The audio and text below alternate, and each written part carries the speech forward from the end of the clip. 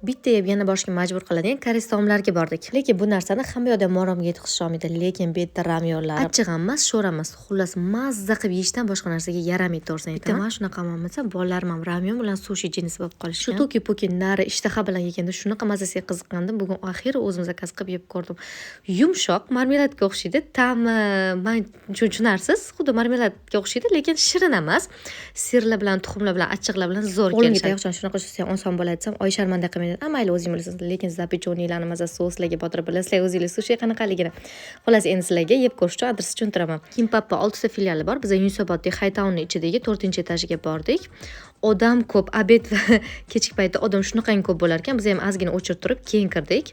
Narxlari ham hamyon bo'lib, hammasi normada. Juda xushmuomala. Yana bitta ahamiyatli joyi, tozalikka alohida ahamiyat berilgan. Biz 3 kishi mazza qilib to'yib, yana uyga saboy olib ketdik. Bizani menyumiz necha pulga tushdi deb o'ylaysizlar?